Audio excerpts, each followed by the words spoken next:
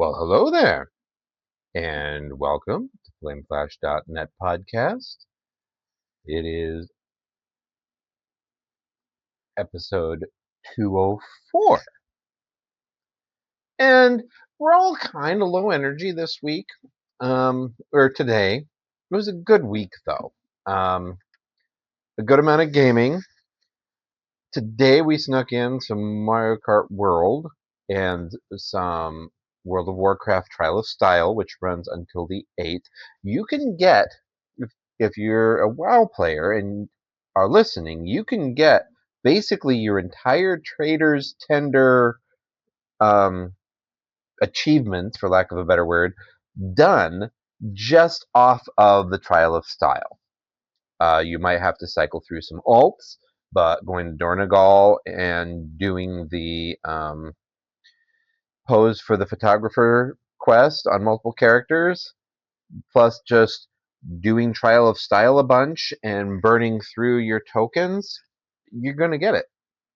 And doing a lot of token gathering is strongly recommended because they're, from what I've noticed, new transmogs. Maybe I've just missed it from the last few times, but I think they're there or brand new.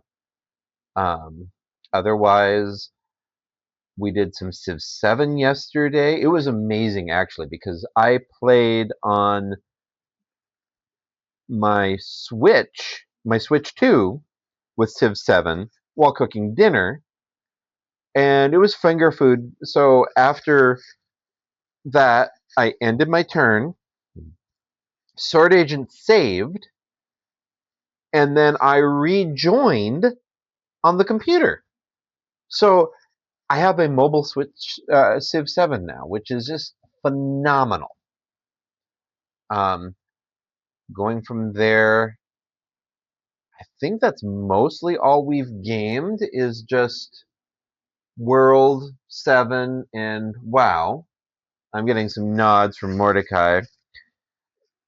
He's low energy in the middle of a game, so didn't really want to interrupt that tonight, and I wanted to sneak it in because I am going to meet with Jet and Sword Agent at the laundromat where Jet's going to get some laundry done, and Sword Agent is going to show off his brand new Switch 2. So we can all four, Mordecai along with, play some Mario Kart all together there with local wireless. But past that, the news is a humdinger, guys. The up and down yo-yo roller coaster that is the rich person feelings index of the stock market, thanks to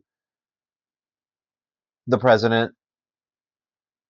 Um, it's just crazy. Like, fortunately, the Epstein list is not falling off of the radar of anybody yet.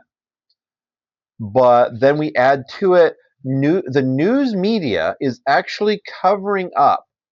I mean, it was a horrific event, don't get me wrong. But then this last week, there was another shooter, I believe in New York, and a police officer and a security guard lost their lives, among other people. But the media is downplaying the fact that a Blackstone CEO was one of the first people to die. Like, the shooter let another person off the elevator. They didn't indiscriminately kill. They were there with a purpose. A purpose we'll never know because the shooter eventually took their own life as well. But the media is downplaying the position that the one of the victims held out of probably rightful fear of a copycat, because we already had the Luigi situation with um, that insurance CEO, and now we have a Blackstone real estate CEO losing their life. So Mordecai's processing that behind the scenes. Do you have something to say or that you want to add?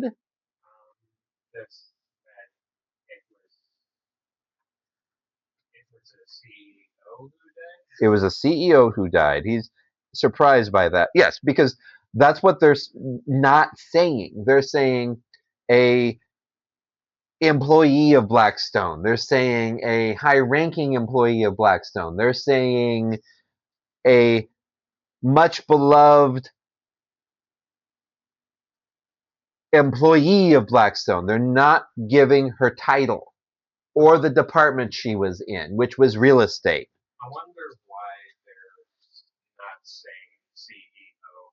They're not saying CEO because we already had a vigilante killing of one CEO already.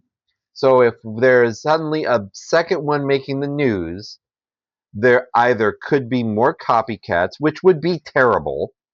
Don't get me wrong. Life is precious. The CEOs should realize that, but murdering the rich is not the way to go about it. Taxing the rich is the way to go about it. Properly fixing our tax code so that the rich are paying their fair marginal share rather than the rest of us paying to subsidize the rich, like the big, bad, beautiful bill just did. Trump is also building a ballroom, a giant ballroom. He's clearly trying to compensate for something, and it's proposed to be attached to the White House. So the White House is going to go from this rather lovely, beautiful, symmetrical building to an L-shaped building with this gaudy ballroom attached to it. So Canadians, when you're ready, come on down, burn it down so we can rebuild it again without the ballroom, please. Yes, that is a joke. I am not endorsing treason or war, but I mean, you guys have done it once already. But I am getting the phone call that they are ready. And so I am going to cut this short. I'm keeping it condensed because I'm tired. Oh, we also did D&D on Friday. How can we forget D&D? How can we forget D&D? So, yes.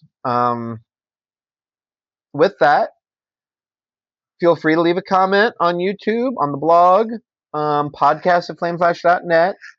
We're going to cut it short and quick, and I'll eventually get this processed and uploaded, maybe this evening once I get back from the Mario Karting at the laundromat.